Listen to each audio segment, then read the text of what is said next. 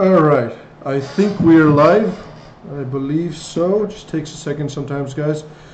Guys, thank you very much for everyone who's here joining us live today. I really appreciate all you guys coming online to watch us. A lot of you have been wanting to do the show again and invite the Apostate Prophet on again. So it's a real pleasure of mine to invite the Apostate Prophet back to the show. So first and foremost, hey man, welcome to the show.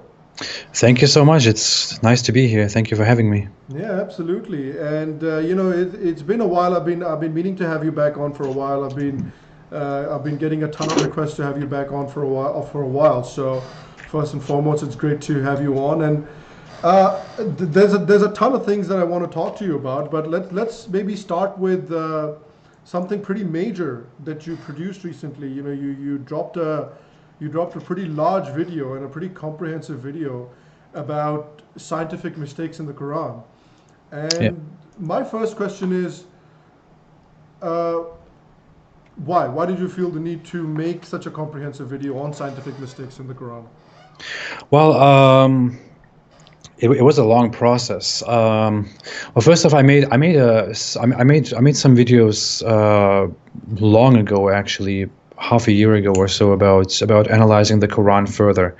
I made this specific video in which I talked about a contradiction or a false statement in the Quran about the characters Mary in the Bible, or about the two Marys in Christianity and Judaism, and the Quran kind of gets them wrong and misidentifies them, and the thing is, it's a mistake that I was aware of, but that I never really cared much about. When I, sorry.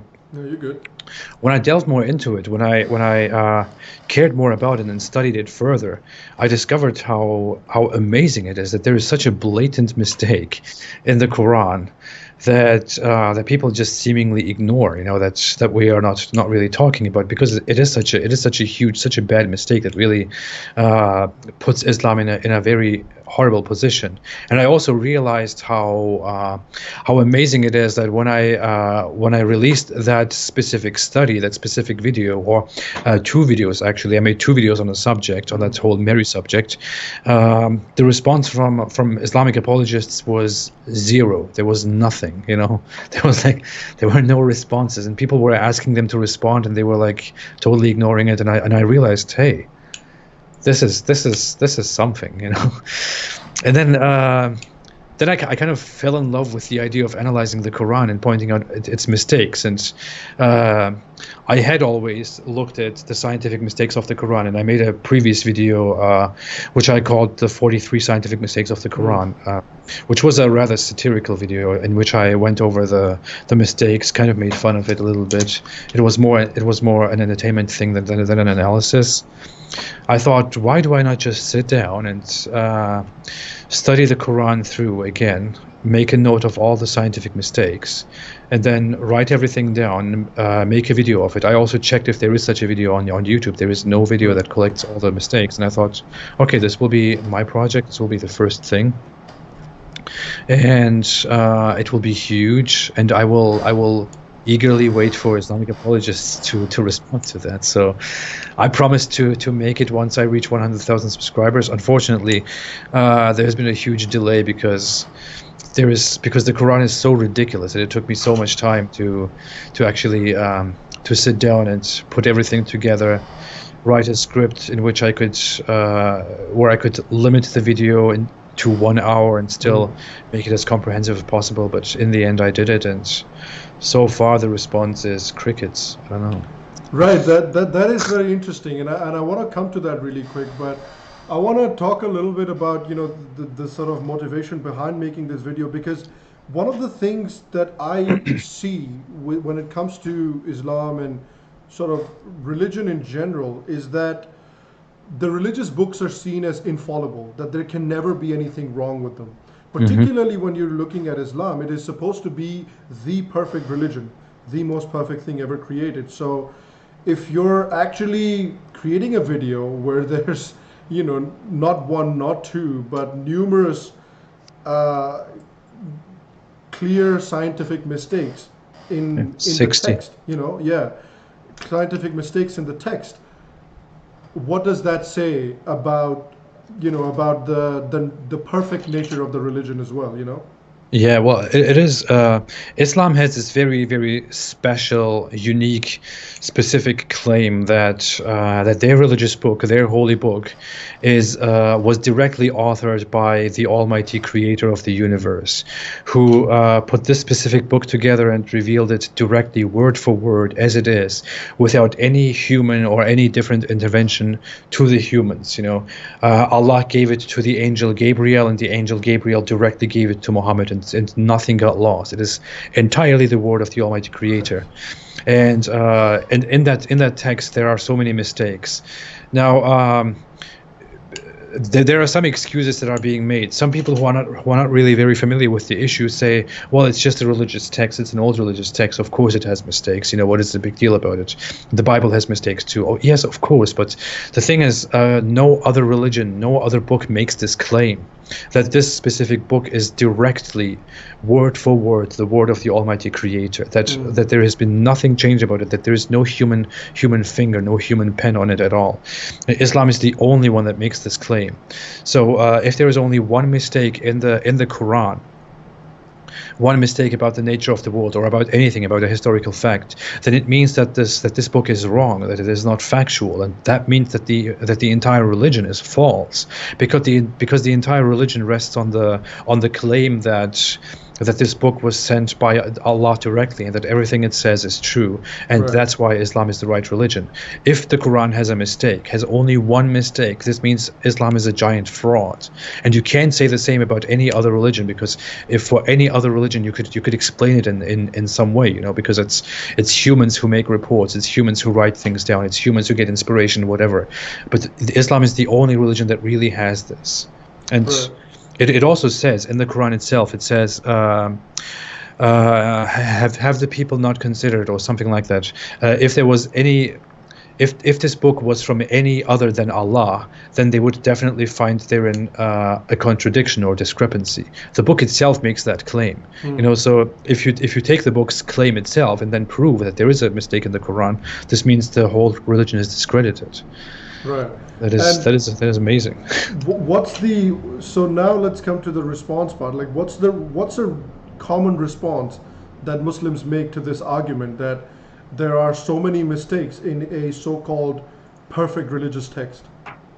Well, one of the things they say is a very cliche response phrase, which doesn't really mean anything, which is the Quran is not a book of science, but a book of signs. It doesn't mean anything. What does that mean? The hell? It's a book of science, not of science. It Right. doesn't mean anything at all. It's a Right. ridiculous response to just evade the whole thing. It's like, well, it doesn't make any scientific claims. It just gives you signs to understand the universe, or to understand the world around you, or to understand God. But that doesn't mean anything. The Quran clearly makes very, very clear scientific assertions, like what the stars are, what they do, what the sun is, where the sun goes at night, and all that kinds of stuff. So that phrase is a completely ridiculous phrase. It doesn't really mean anything.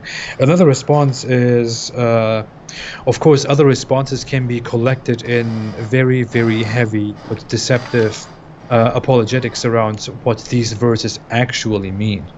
And I have presented such apologetics in that video as well. And I want to make a series in which I want to summarize all these mistakes, in which I want to go into those apologetics too. For example, there is a thing.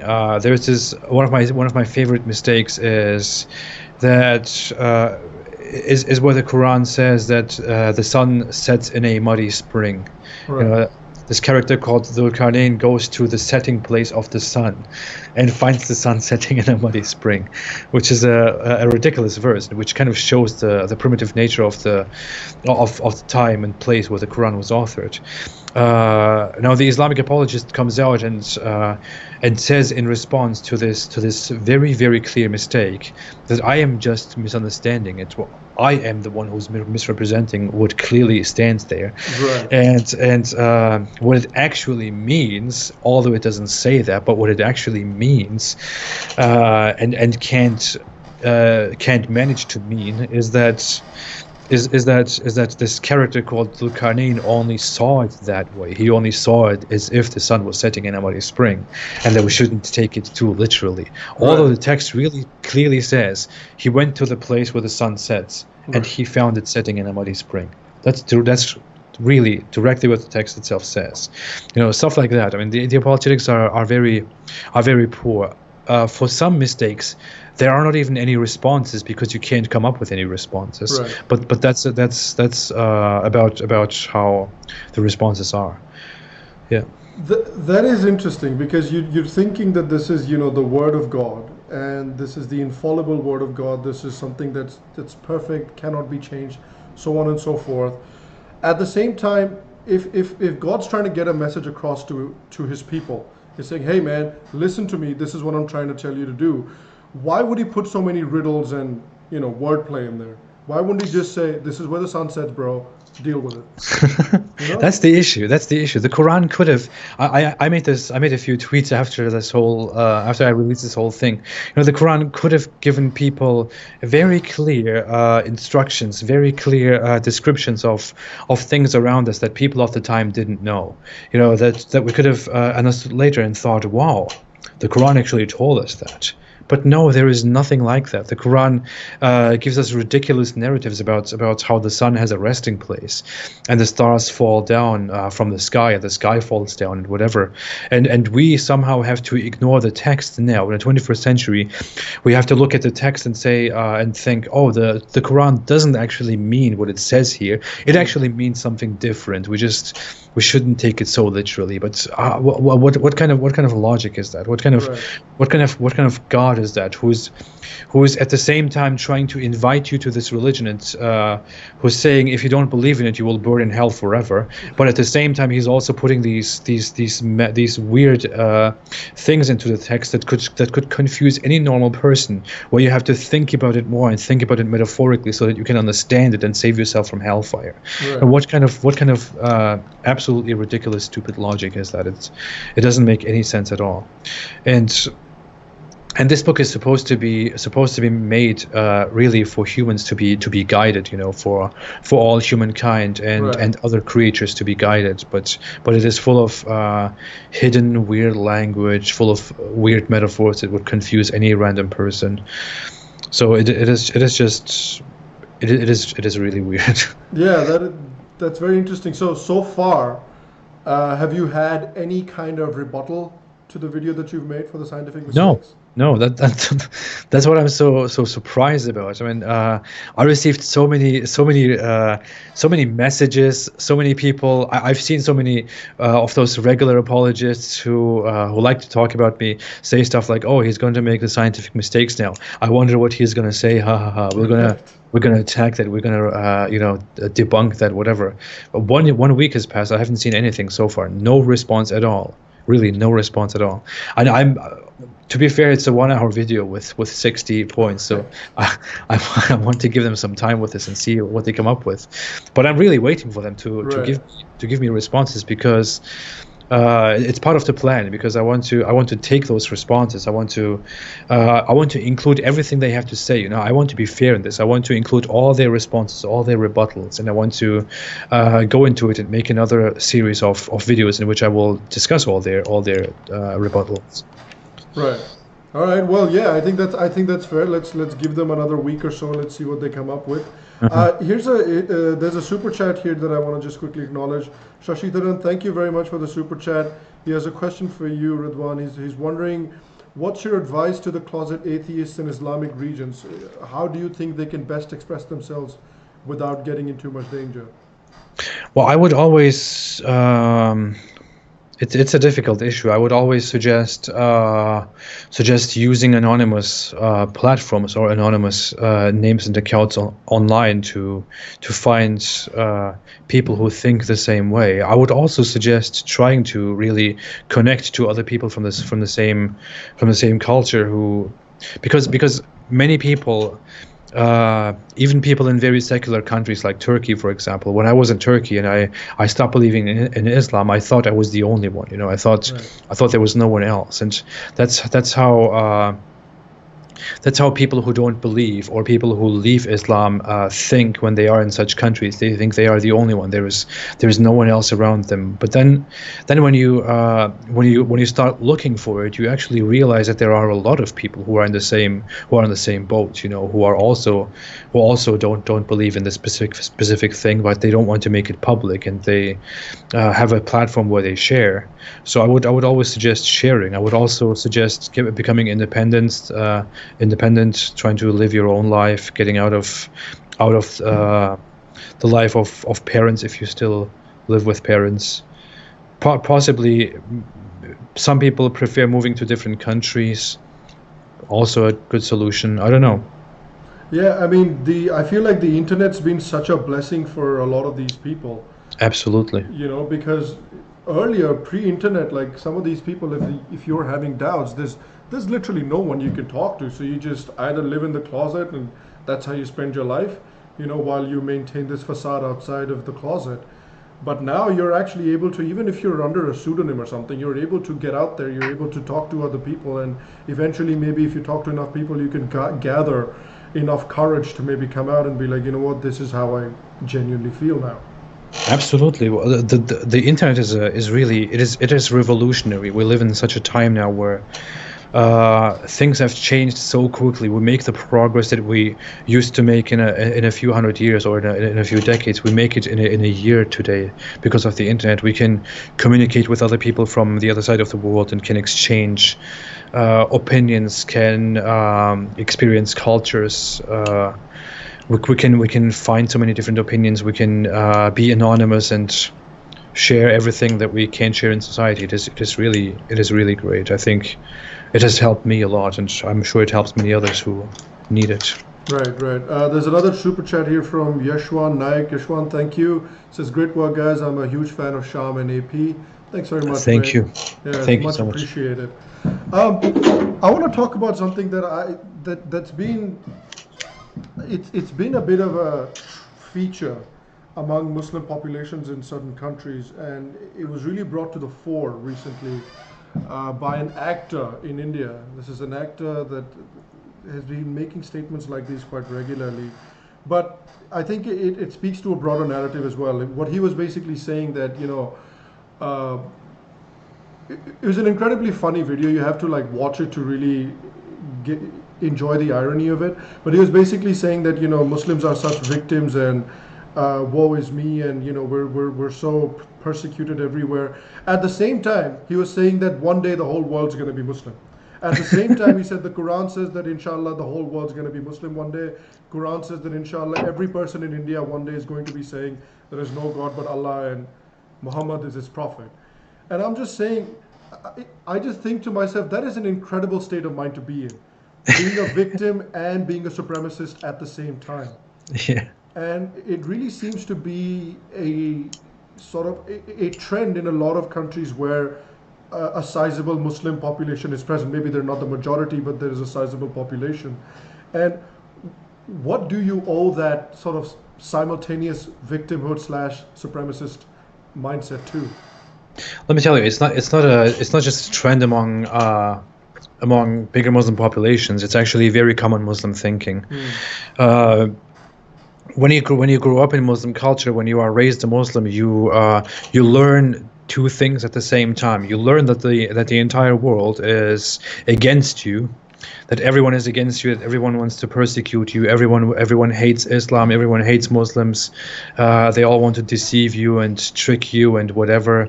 You can't trust anyone. That's basically literally what you learn as a Muslim, and that's what most Muslims learn regarding the non-believer, regarding the infidel. I was personally told, as well as so many others, as well as even people who don't really come from very religious families. It's a very common thing that to be told that you can't trust non-Muslims. You can't trust. I mean, in my culture, on my side of the world, it was you can't trust Christians, you can't trust atheists, you can especially never trust Jews.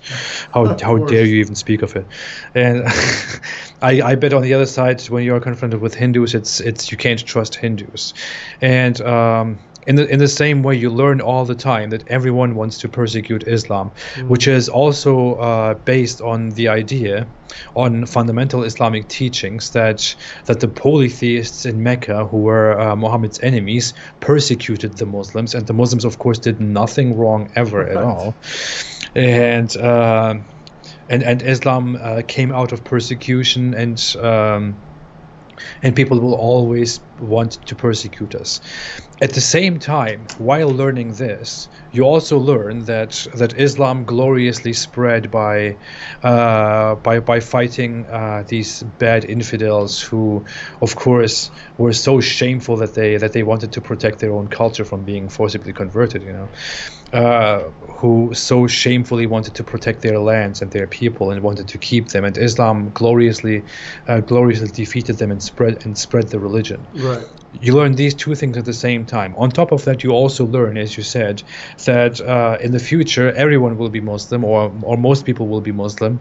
Most people will convert to Islam. We always heard fairy tales about how English people will convert to Islam, how German people will convert to Islam. America will probably become Muslim, or stuff like that. You learn these fairy tales while also believing that you are the most persecuted group and that you can't trust anyone, but that Allah will somehow make it happen. But and that you are also supposed to go out there and convert as many people to Islam as you can, because it is an obligation on Muslims. So it is really a very, very messed up mindset. And let me tell you one thing. At the same time, while learning all of this, you also learn the divisive idea that not only does everyone want to persecute you and everyone deceive you, you also learn that Muslims are one nation. Muslims are one fraction in this world, and there is only one other nation, and that is the infidel. So the infidel is one nation and Muslims are one nation. The infidel are all the same. They all help each other against the Muslims. That is literally what you learn, and that is what they tell you. It's a very common phrase. Kufr is one nation, so infidel is one nation, and Islam is one nation. It's a very common thing you learn. So it is an entirely Islamic way of thinking, a very toxic way of thinking. How many people do you think realize that contradiction in the Muslim world? Do you think there are people that realize that contradiction and is like, how are you guys acting like the most oppressed people while saying that one day we're going to convert the whole world to Islam? They don't. I actually thought about this one thing. It's related. It's not directly an answer to your question, but it's related. You learn under Islam constantly that Islamic people fought wars and basically beat Islam into the others' heads and whatever. You learn that the Ottomans so proudly fought the bad Byzantines and spread Islam gloriously and did the right thing and stuff like that. You learn all these things as a Muslim, but you somehow don't really grasp that means that you spread the religion by the sword. Those two things somehow don't go together. Only when you are you learn, oh, we fought all these wars. We of course it's always we. It's not even our ancestors. It's we. We fought. We beat them. We spread Islam. We fought for Allah. We did this. We did that. And then a non-Muslim approaches you and says, "Is it right that Islam spread by the sword?" And you're like, "No, no, no." Like, why would you think that? That's a lie.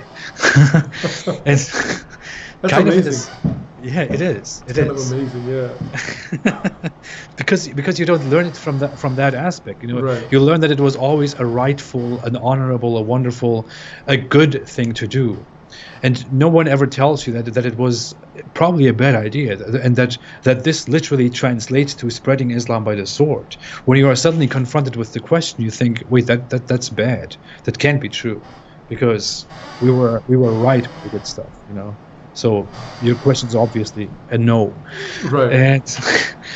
And in the same way you don't grasp that these two ideas, that you are persecuted and that everyone hates you and that everyone wants you to be one of them and they want to trick you, but also that you should spread Islam and that everyone should become Muslim and that everyone should listen to you, that these two ideas are somehow a complete contradiction and reveal you to be stupid about things. You know, Right. you don't understand that. It doesn't really process very well because you get this through major Islamic indoctrination, where Islam is always right, and every other culture and every other religion, everything before Islam is always wrong. Yeah, that brings me to another interesting question, at least from my point of view, because one of the things that I've noticed is the issue that I particularly tend to have, or people from my culture or my background tend to have with Islam, is the idea of exclusivity, the idea of exclusivism. That, like you said just now, that we're the only ones that are right and everybody else is wrong, and we're the only ones that have the correct answers, and everybody else is plotting against us. Everybody else is evil, and everybody else is the oppressor. And so it is our sacred religious duty to rid the world of these oppressors who are plotting against, the Prophet and Allah. And so what I feel and I fear that the problem that creates, that kind of an exclusivist ideology creates, is it dehumanizes other people. It It dehumanizes does. non-Muslims. The problem with dehumanizing other people is that once you dehumanize them, once you take away your shared humanity with those people, it becomes very easy to attack them. It becomes very easy to hurt them and kill them. And I am 100% fully aware that not all Muslims are like this. There are many Muslims that just want to live their lives peacefully and get on with their lives and get on very well with their non-Muslim neighbors. But I'm saying that as long as such an ideology or such a way of thinking, such an exclusivist mindset exists, there are always going to be people that will take these words seriously, because that's how they're meant to be taken, right? Yeah. And Yeah. so they're meant to be taken seriously. So is there any surprise that there is a significant proportion of the Muslim population that takes these kinds of words seriously, and that goes ahead and dehumanizes people of non-Muslim cultures? So I wonder, like, the people who do not take these things very seriously, or who do not feel anger or hatred towards their non-Muslim neighbors, I wonder if they realize this problem that exists inherently in their philosophy. Well, they don't. I mean, you summarize it very, very, very well, actually. How Islam paints its opponents as always at fault, and your own side always on the right side, which justifies basically everything. And as I just said, you learn this under heavy, strong Islamic indoctrination, which is I would definitely argue the strongest form of religious indoctrination that we have. And as part of this indoctrination, you always learn that I know that the answer is kind of in the question itself. You learn that you are always right, Right. that the other is always wrong. And if you learn that you are always right and the other is always wrong, and that you somehow have to correct the other, then you won't grasp the idea that what you are trying to do might be probably the wrong thing to do. Even if in the world we are currently talking about how these strategies, how this whole mindset of trying to forcibly change other people um, was divisive and wrong.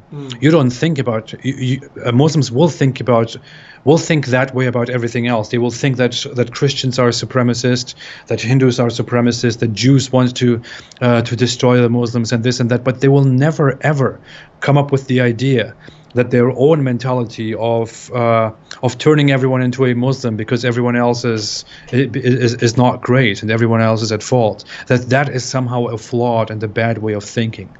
It just doesn't get really through, and you have to make that clear. This is actually a nice conversation. I kind of think now, thanks to our conversation, that I should probably stress this issue a little bit more in future talks, because this is a really interesting thing where you could awaken a lot of Muslim people. But yeah, this is basically what it is.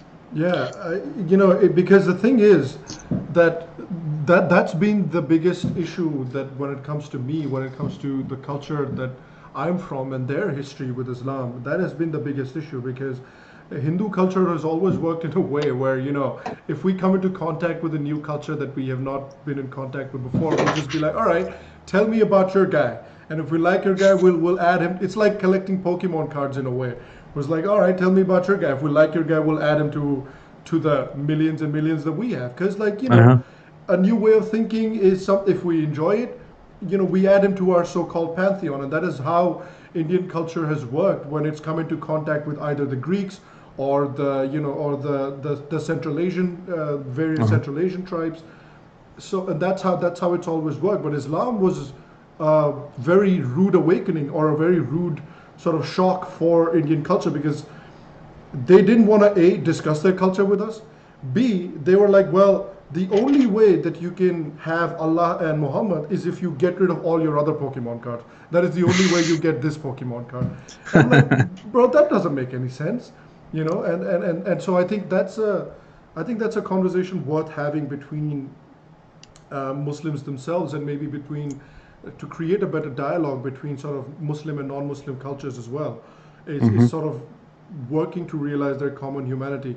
Here's another question. It's a super chat question from Kaushik Sunil Mohanty. Thanks, Kaushik, for the super chat. Appreciate it. Says, love you both, and the question is for both.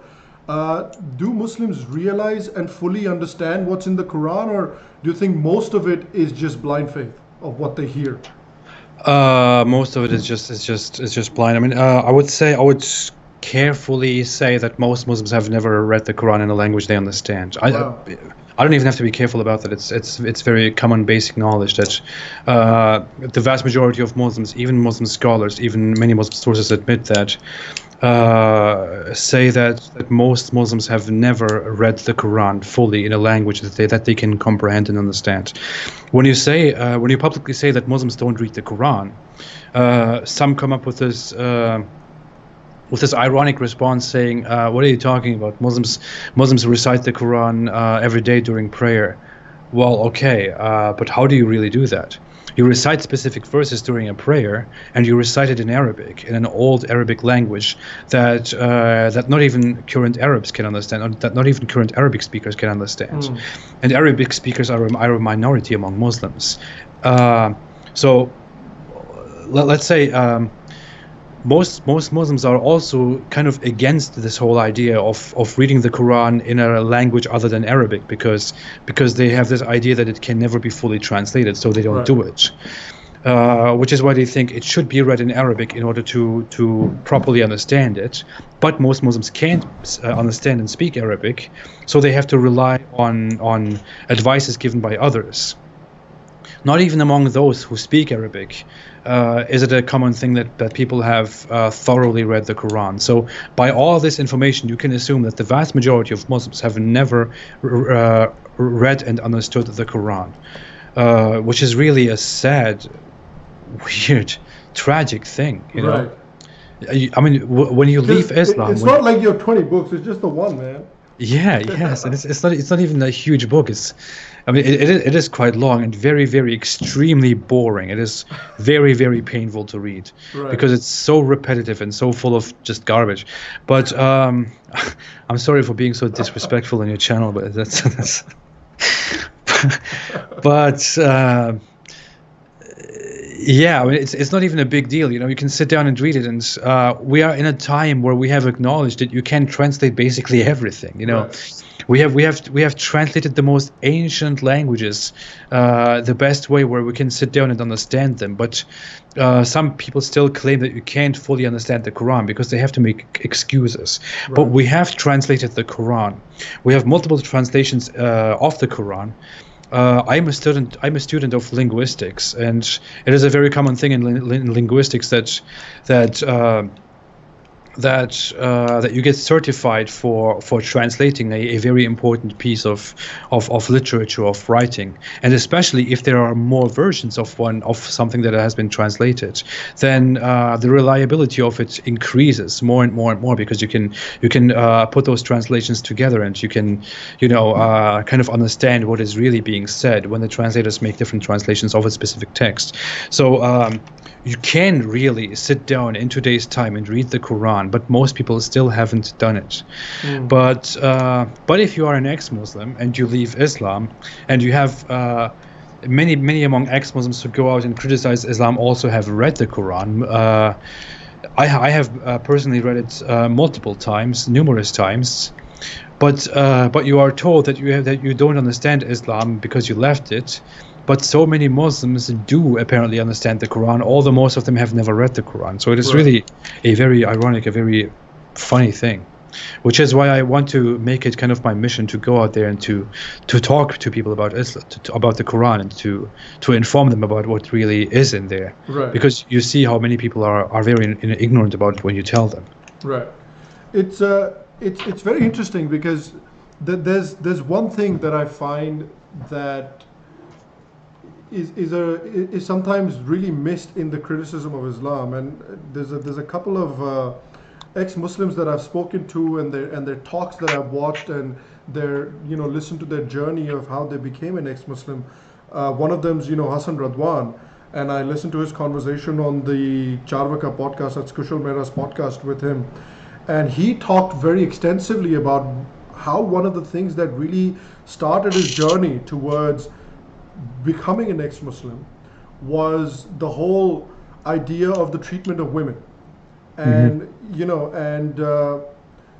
one of the most interesting things that I find, and one of the things that I really think that the liberal contingent all over the planet sort of misses a little bit is, they talk about, hey, criticism of Islam is basically Islamophobia, which it's not, which is a silly word. But at the same time, they talk so much about we need to bring women up, we need to believe women, and this is the women's time, and so on and so forth. But they're blissfully unaware or ignorant and turn their backs to the way women are treated in Islamic society, or how it is sanctioned within Islamic text on how you should be treating women. And why is that? Like, why ignore that such a major aspect of a philosophy just so you could shield it from criticism? Well, first of it was a major dilemma for me too. I mean, I grew up in Germany. I moved to Turkey, and one thing that bothered me so much in Turkey was how women were poorly treated in Turkey. Which is not even a very religious country, which is kind of a secular country. But and later when I became very religious and I read the Quran, I realized that this whole thing was coming back, because the Quran is pretty horrible to women. So it is completely justified to say that this is a good reason to start doubting Islam, and many people do so. What is very funny is you come to the West, as you say, and there are these excuses made, and the criticism of the Islamic treatment of women, of the Islamic world's treatment of women is completely ignored, shut down, and whatever. I saw even this morning. Yasmin Mohammed talked about how women are oppressed in Islamic society, right. and then someone comes and says, "Oh, I wonder if she will also talk about how women are oppressed in fundamentalist Christian society." Right. How about we stick to the topic for a second? Yeah. First of, where have you ever seen that? Secondly, we are talking about Islam. Why does this always have to happen? Well, it is a thing. In the West, people have somehow bought into this stupid idea that any criticism of Islam is somehow motivated by racism, because 9/11 happened, the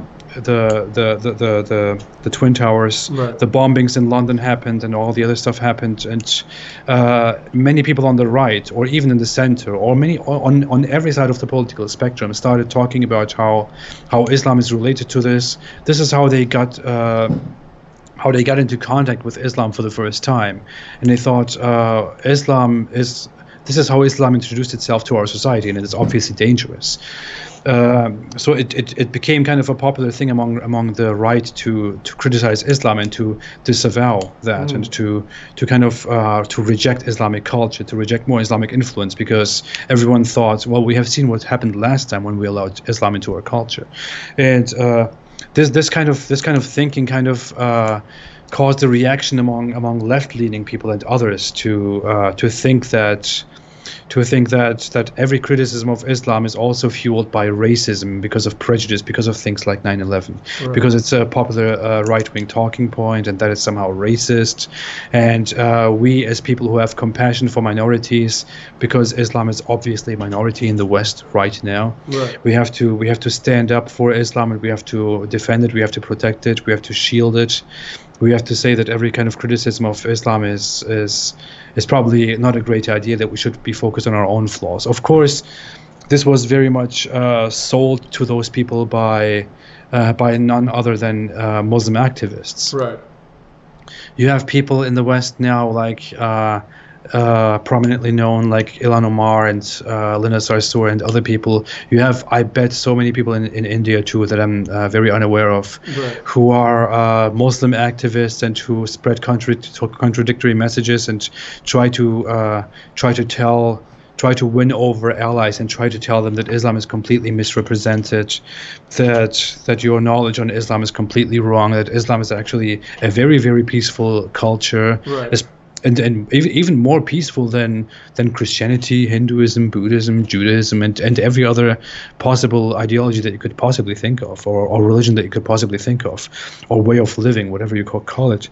So it's I don't know. It's a big net. We could talk about this forever, but it's a big net that I believe comes down to how Islam or how Muslims want to protect Islam from criticism, and have successfully sold this strategy of protecting Islam from criticism to gullible people in the West and in other places who Right. think that criticizing Islam was kind of was just a thing that was made out of prejudice.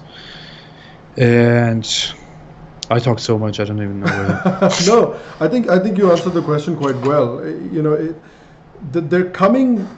A lot of the liberals that are supporting Islam in the West, especially the treatment of women in Islamic societies in the West, they're coming from a good place, but they're applying that in the worst way possible, because it's not helping the women in those Islamic societies in any Yeah. way. So, you know, even though you're coming from a good place, you're not helping the situation in any way. Here's another super chat from Udayan Jadav. Udayan, thank you very much. He's asking why liberals support Islam. I think we just discussed that question. Yeah, yeah. Hopefully we were able to answer it to your satisfaction. It is very ironic. Just to add, you see very quickly that I could always give examples from the West. You see in America how people are so fiercely going out and protesting abortion restrictions because they think this is an absolute oppression of women by conservatives, by right wingers, by Christians, and this and that. You know, abortion. Seriously, I mean, you could talk about whether that is an oppression of women or not, but we are discussing that people think abortion is something that shouldn't be done because it is immoral, it is religiously considered immoral, and whatever, and many voices think that is an oppression of women, but they can spend no second on talking about whether forced hijab, male guardianship, the obvious oppression of women, where women have to stay home in society, where women are beaten, where marital rape or any kind of other rape is completely justified. That all these things are kind of are oppression. You have really no moment to talk about that, but you have so much time to yell and scream about abortion. There is really a giant hypocrisy going on here. I mean, there is, and I'll give an example sort of close to home as well, from India. There's, you're talking about abortion, and sure, you can make the case that, okay, abortion, you might consider it immoral, but should women have the right to do it within a certain time frame? Sure, I believe that women should have, at least within a certain time frame, have that kind of agency. And sure, it's a good conversation to be having, 100%. But at the same time, you're having that conversation, which is a good thing. You're talking about women's rights in Christian societies, which is a good thing. But then you completely, on the other hand, go ahead and ignore arguably much worse things that are happening to women in Islamic societies. I'll give you an example from India. In India, there is this practice called triple talaq, where all you need to do is, a Muslim man, all they need to do is say talaq, talaq, talaq 3 times to his wife, and he's legally divorced. In India, that is legally considered a divorce. So Indians like to give Pakistan so much shit about, being a failed state and useless country and all of that stuff, but even bloody Pakistan has banned triple talaq, but India can't get itself to ban triple talaq because we're too secular for our own good.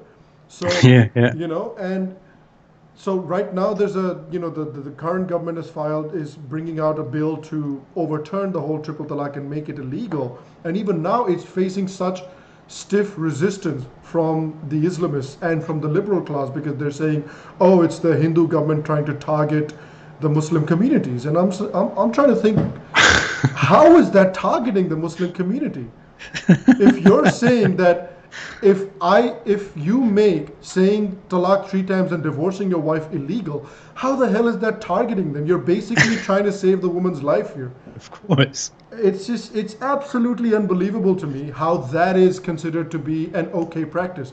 Even the practice of nikah halala, which you know what nikah halala is, you Yeah, yeah. know, even that practice is okay in India in a lot of places, and is still practiced because that's how if if you do a triple talaq and divorce your wife, and if you want to get your wife back, then they must consummate with someone else first before they come back to the husband. And so even that practice is done in certain places in Muslim societies in India, and even that is something that the Yeah. liberals will come out and defend, and they'll say, you know what, that is their culture. Let them deal with it themselves. And I'm like, are you out of your goddamn minds? What are you doing? It is one thing if you want to be quiet about things. It is one thing if you want to say, okay, this is one thing that we have to fight, Yeah. and then you are quiet about the other oppression that has more to do with Islam. It is one thing if you are quiet about it, but if you come out to defeat one kind of thing that you call abortion, one thing that you call oppression, but then you think that we shouldn't focus on the other thing at all. That is just giant hypocrisy, and you can't. And people like that are just not qualified to talk about oppression or anything at all. Yeah, it is quite silly. This whole thing is really quite silly. Here's another super chat from Suyog, and this is a message for you, Ridwan. It says, tell Ridwan he's doing great work, and we often discuss his videos in our friend circles here in Mumbai. Don't stop your work. All the best. Thank you so much. I appreciate that. Thank you. Yeah.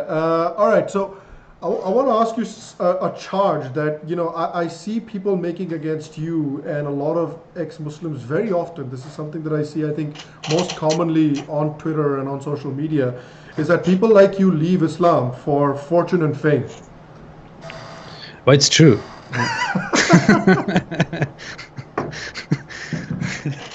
So there you have it, guys. It's 100% true. Yeah. Why wouldn't I? Anyone would do that. Yeah, and I mean, they say that they're ignorant, they don't understand the religion, and that's why they leave it, because that they find that they can get paid. Yeah. Well, I thought about one day. I was again praying on my prayer mat, and I thought, what am I really going to do? How am I going to be successful in this world? How am I going to have a lot of money, be rich, have lots of sex, lots of women, and this and that? And I thought, hey, the best thing would be to just say, hey, I left Islam, and go out there and tell people that I left Islam, and boom, I'm rich. Right. I'm rich. I'm successful, and everyone loves me, and Right. I can have all the women in this world and that stuff. It's very convenient. So that's obviously why. Well, also, I mean, the counterpoint to that is if you could have waited, you could have gotten 72 a little bit later on. Yeah, but who really wants to wait and die? That's fair. It's like, That's fair. I mean, it's either have one today or 72 later. It's a hard trade-off. yeah. No. I would rather have them now than 72. Who can deal with 72? That's fair. That's the part I wonder if that's the part that like the Quran like expounds on, that once you get those 72, do you have to deal with them after?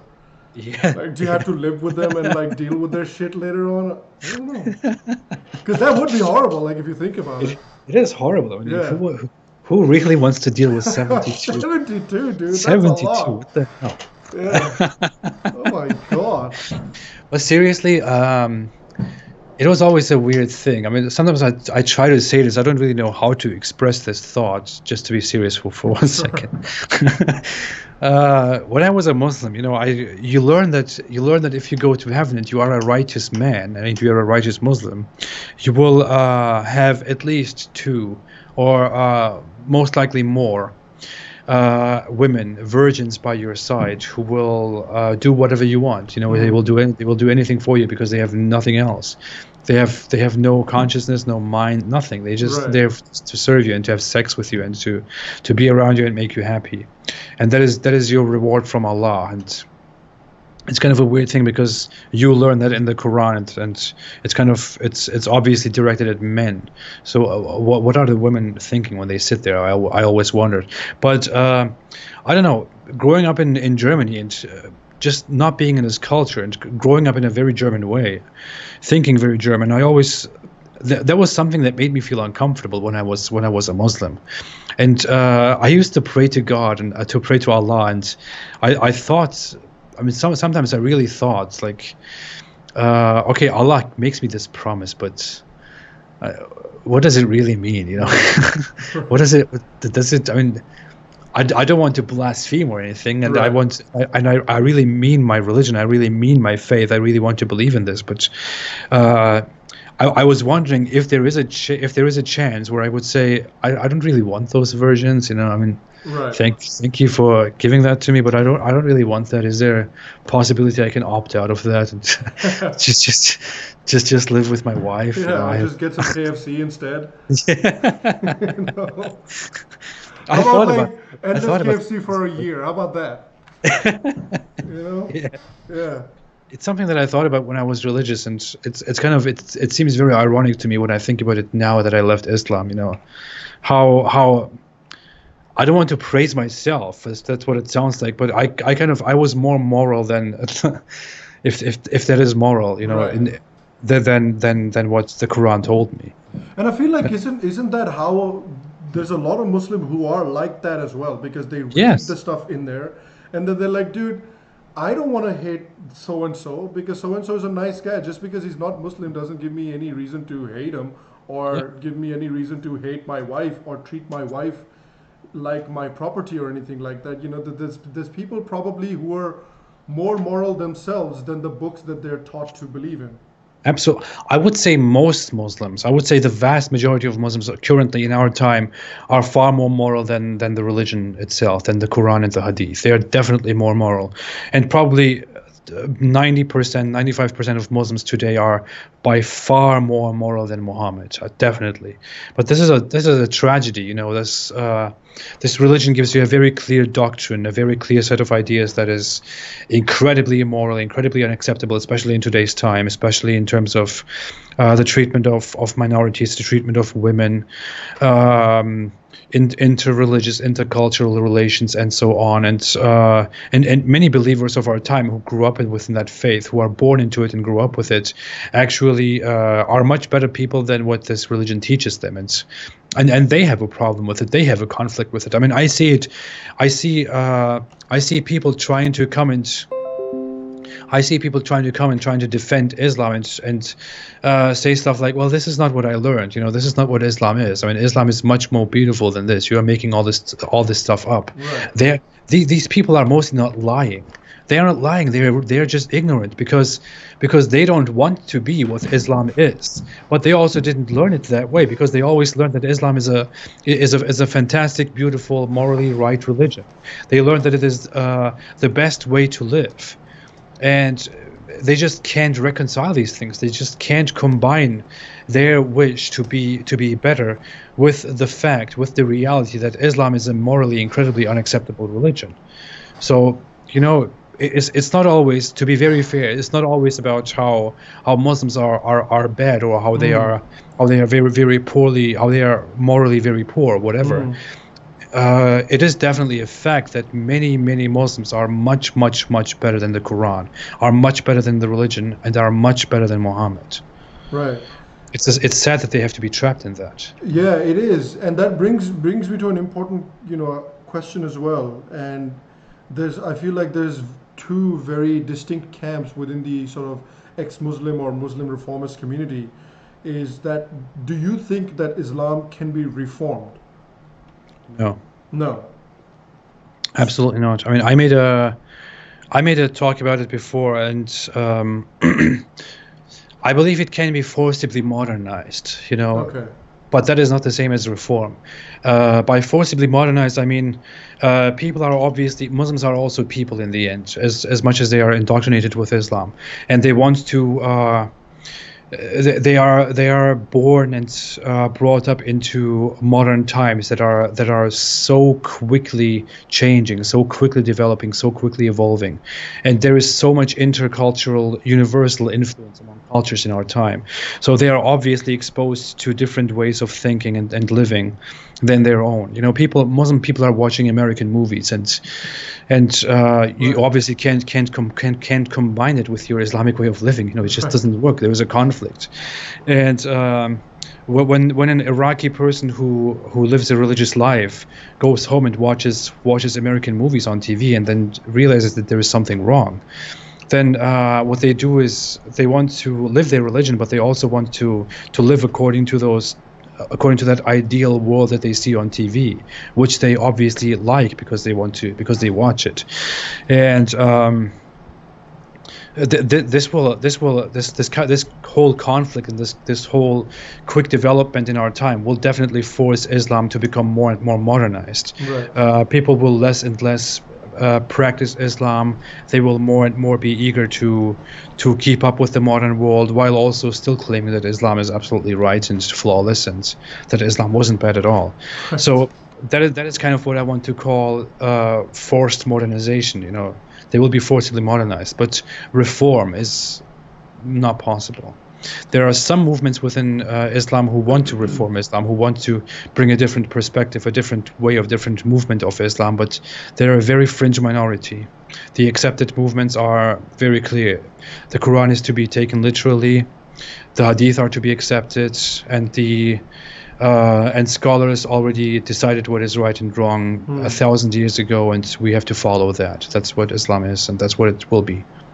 Yeah, I feel like if there is to be reform, it needs to be on three fronts. It needs to be on the front that you stop claiming that you have the exclusive knowledge to everything, because that is patently untrue. You stop, because if that were true, then the rest of the world would not be making the scientific advancements and the cultural advancements that they are. So that has been patently proven to be false. Secondly, that those that do not think the way you do, and those that do not have the same background as you, have an illegitimate culture, and their culture is wrong and they're sure to burn in hell. That is also patently untrue, and so that is something that you'll need to get rid of it from your culture. And the third is going to be how the treatment of women is. You know, those three things are going to be the three major pillars on how reform happens, if at all. And so I think that if that does happen, if those three things are addressed, is it even Islam anymore, or is it just something else entirely? You know what I mean? Because those three things are so intrinsic to what Islam is. The question of, I have all the knowledge, that Muhammad is the prophet, he got the final knowledge, there are going to be no more prophets anymore, everybody else is wrong. It is so central to the idea of Islam that if you change that, is that whatever comes out of it, is that even Islam anymore? You know what I mean? So that's what I feel about when I think of Islamic reform. So Islam would need to change quite fundamentally to be Absolutely. reformed, right? Absolutely. It would have to. I mean, as said, there have been reform movements within Islam that try to spread the notion that most of us have misunderstood Islam, that Islam is actually not this. There's actually there is this guy in America who is trying to reform Islam, kind of in his own sphere. Who thinks that Muslim actually means peacemaker, and that Islam means peace, and that that Islamic scholars have vastly misinterpreted Islam and made up reports about Muhammad and this and that, and that our ultimate goal is to make peace in this world, and this is how Islam should spread. So he's really trying to tackle the whole religion from all aspects, and trying to change it from all aspects, trying to change the whole intercultural distrust that is very common among Muslims, and that people learn from their religion that you have mentioned. He's trying to break down all those fundamental rules, fundamental sources that lead to this way of thinking, and also reinterpreting conflicts that we have in our time and that we will have in the future. But it is a very fringe movement, and it is very vastly rejected. It won't lead anywhere. Right. It has no chance of survival. The thing is, the problem with Islam is that it has a mechanism where it is the only religion that has brought a book that claims to be from the Almighty Creator. It's funny how this is how we began the topic. Islam is the only religion that has managed to do something like that. It has a book that is from the Almighty Creator. Every word in it is directly from the Creator. Nothing in it can be doubted. Nothing in it can be changed. Nothing in it can be denied or rejected. And as long as that is the case, Islam will be the bad religion that it is. And there are some movements within Islam too. Just to add a quick note. There are some movements that call themselves Quranist movements, for example, that go only by the Quran, that reject stuff like hadith, stuff like reports about Muhammad's life in quotes. Right. And those tend to be much more peaceful because they reinterpret the Quran in a different way and don't adopt all the toxic stuff in the hadith. But not even that works, because in the end you realize that the authenticity of the Quran is similar or equal to the authenticity of those reports about Muhammad. You either have to accept both of them or you have to reject both of them. Right. So it's just a giant. It's a mess. It's impossible, and I firmly believe that there is no chance to reform Islam. I want to throw it into the trash altogether, and that's what I'm.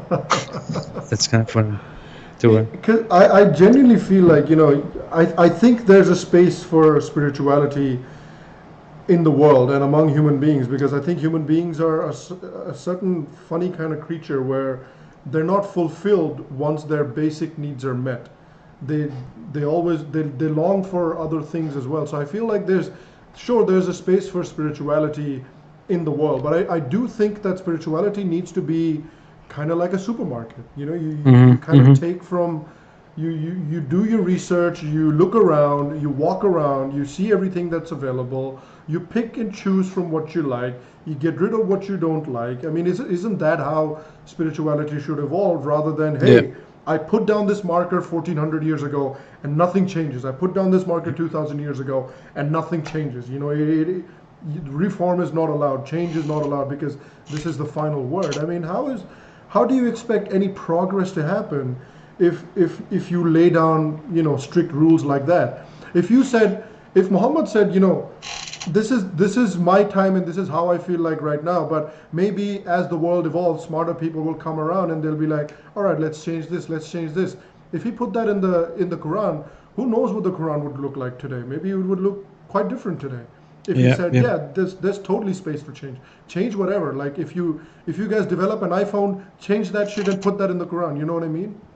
Yeah. Yeah. The funny thing is, many Muslims feel very proud of the fact that Islam is the only religion that has a book that can that hasn't been changed, that has been preserved forever, because they think that other religions somehow are supposed to have that same thing too, but have not, which is why they are false and weak, which is very weird logic, and usually people don't understand Muslims when they say that. But I agree with Muslims that it is one of the qualities that makes Islamic indoctrination and tradition very strong, and that makes Muslims very strong, because it teaches them that this is the absolute truth, the absolute message. There is no change to it. There is no question asked, nothing at all. You have to follow it exactly, and everyone follows the same thing, and that is what makes Islamic tradition strong. But it is also what makes Islamic tradition extremely inhuman, and what makes Islamic tradition extremely cruel and dangerous to the rest of the world. Humans are always prone to change. Humans always need change. We always need discussions, and Islam doesn't make it possible, which means it is, which basically means that it is not a good idea. Right. There's another super chat is from Ganges, and there's another message for you, Ridwan. It says, Apostate Prophet is incredible.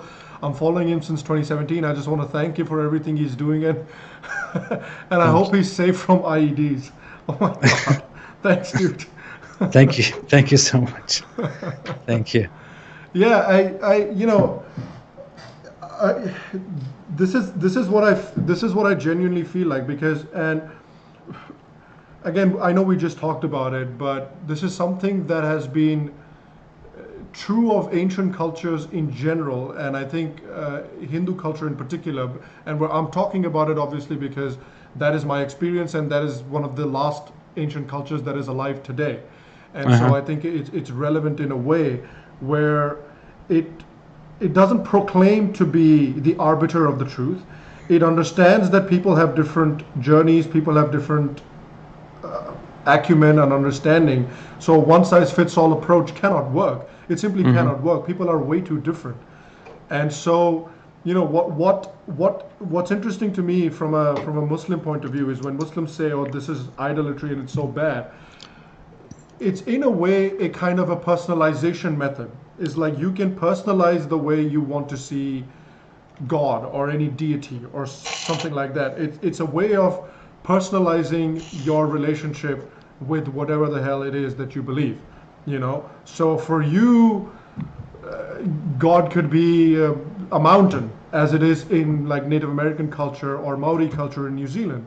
It could be a mountain, could be a deity, and an island could be a deity, or it could be a statue of He-Man. I don't know, but like a statue of He-Man could be a deity. But the thing is, as long as you're not hurting people, as long as you're not saying that this is the only way to do it, as long as you're not saying that this is scientifically correct or anything like that, I mean, what's to stop you from finding your own spiritual path? You know what I mean? Sorry, go ahead. No, you finish. No, I was pretty much done. Go ahead. Well, Islam has this thing. It has kind of adopted and completely misunderstood Judaism. You know, Judaism was a nation religion that had this idea that this is our belief. We are the people of the one God, and we have to obey Him. We have to follow Him. We have to stay loyal to Him, so we can be great and glorious and protected from this and that. You know, whatever. That's how Jews developed, and that's how Jews kind of took their history. They had their own religion. They rejected their idols before, and they thought this is the way we go. And Islam came several thousand years afterward and suddenly adopted the idea that idols are wrong, but not only that idols are wrong for us, that idols are wrong for everyone. And we have to destroy them wherever we find them. You know? Right. It is a giant misunderstanding of how Judaism started and came into this world, and it is still going on and trying to do its thing. So yeah, and I think the other anger, I think one of the key sources of anger for the Jewish people probably comes from Muhammad's interaction with the Jews, because there were many villages. There were many Jewish villages that Muhammad went to and preached to who did not take him seriously at all. Yeah.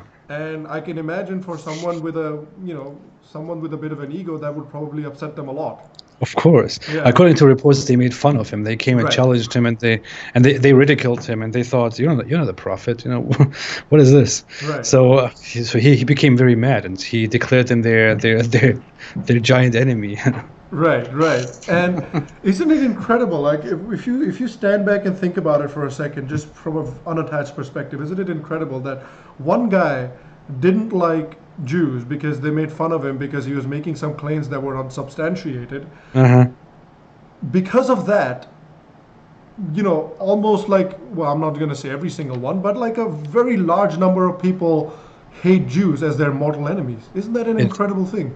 It is incredible, but that's what such strong indoctrination does. I mean, you can even read that today. You can go on specific websites that teach you and answer questions about Islam. I just recently went on one that was a fundamentalist website, and I was reading about the topic on Muhammad's death and how he was killed by a Jewish woman who poisoned him as form of a revenge, because Muhammad's armies killed her tribe and family, and she poisoned Muhammad and killed him. And this fundamentalist Islamic website was basically telling its readers, who are asking questions to better follow Islam, it was telling its readers how this is one of the reasons why we have an ongoing conflict, disagreement, and hostility with the Jews. Right. You know, the Jews. Right. Of course, because they have also killed our prophets, just like they killed many other prophets. And Islam has this mentality that some Jews did something, one Jew did something, or two Jews did something, or a specific group of Jews did something, which means there is now a conflict between Muslims and Jews forever for the next 2,000 years, and every Jew is responsible for the fault of this specific Jewish group. And because this specific Jewish group acted in a certain way, it means that all Jews are like that, and we can't trust them. Islam has this toxic way of thinking. It spreads this very conveniently. Yeah, and I know that story as well that you're talking about. I think it was a woman whose, I think, village was murdered and his husband and father were killed. Yeah. And then I think Muhammad made him one of his wives, or I'm not sure, but she was living with him, and then she was, obviously I can imagine somebody being angry if you see your husband and your father get murdered by someone. So she tried to poison him. And if you look at it in context, it doesn't appear to be like, oh my God, the Jews are conspiring against the Muslims. It just sounds like somebody was really pissed off for good reason. Well, she invited him over and said, I have some lamb to offer. Right. Please eat. And Muhammad was weird enough to sit down and eat from the food of a woman whose entire whose family he just murdered. Tribe he just killed. Yeah, I mean, that's an incredible thing. It's an incredible thing to like create animosity towards a people based on a story that is told largely out of context as well. Yeah, it's a silly thing. All right, Ridwan, before I let you go, I just want to get like your final word on. I know, if you wanna give us an idea of maybe what sort of projects you're working on in the future. Well, thank you for your channel. Yeah.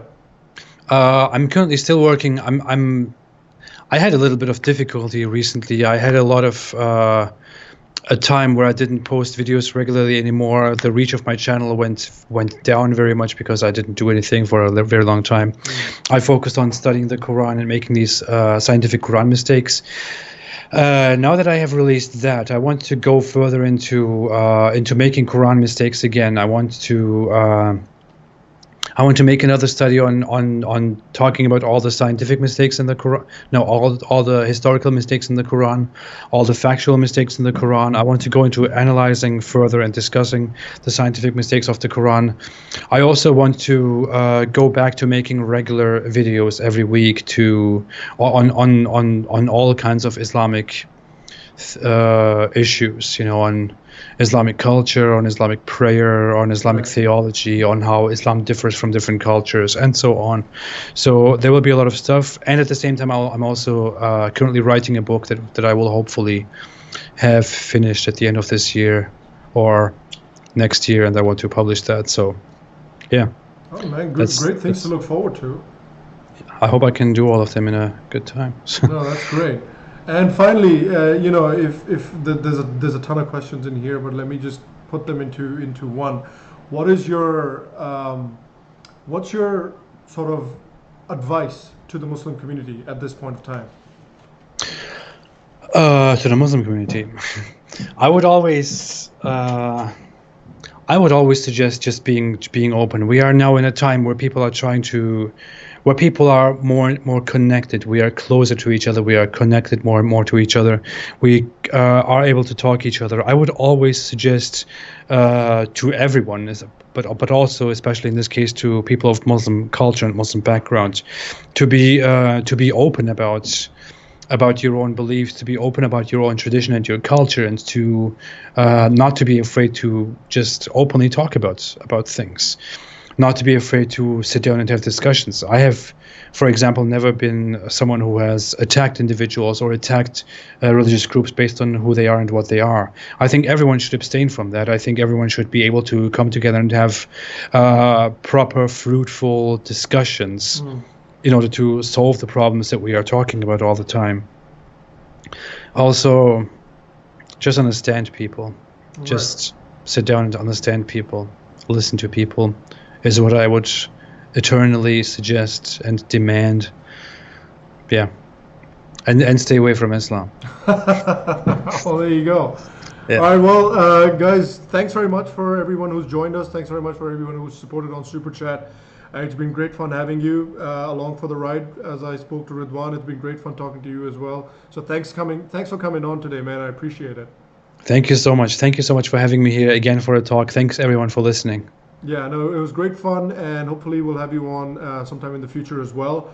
Hopefully. And yeah, for sure. And guys, thanks again for watching today. If you liked today's episode, please make sure to subscribe to the channel. Please make sure to go check out Ridwan's channel as well. It's called the Apostate Prophet. I will leave a link in the description of this video below as well. So go check out his channel, go subscribe to him. It makes a lot of great content. Make sure to go check it out if you haven't already. I will see you guys for the next episode. And until then, stay happy, stay healthy,